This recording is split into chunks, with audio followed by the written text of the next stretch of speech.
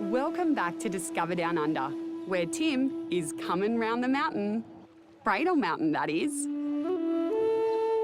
1.5 hours drive southwest of Devonport, Cradle Mountain rises over 1,500 metres above sea level and sits on the northern tip of the Tasmanian Wilderness World Heritage Area.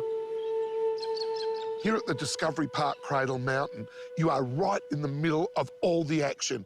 We've got chalets that way, then we've got hotels that way, we've got the information centre just over there, and then surrounding us is a huge national park. Hear that? That's the wildlife. This place is fantastic, but I have to go because I've actually got an interview with a devil. Fair go, Tim. Danielle is more angel than devil. She and her mates from Devils at Cradle are the fearless protectors of Tasmania's most famous mascot. So, Danielle, does everybody have to wear a hat like this? No, not at all. I just think it looks pretty funny. How many devils have you got on the property? So we actually have 29 devils here in the park at the moment. Do they generally live this high up in the mountains? So they can basically live almost anywhere. They're generally ruled by food. So wherever there's food, you'll typically find them, but obviously because of the amount of food up here, we tend to have less of them in the alpine habitat.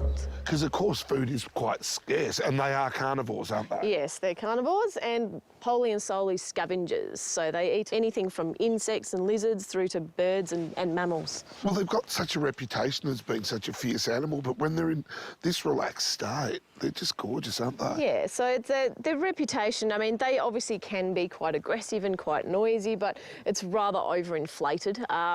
Devils are only really aggressive towards one another, and they only really are aggressive when they're competing for resources like food or like mates. As far as people are concerned, they're not a dangerous animal, really. They're not big enough to be dangerous to us, and they're very timid and very frightened of people. It's one of the reasons why they're very difficult to see in the wild. These guys are under threat, and all of Australia knows about it because it's quite a calamity with these beautiful animals.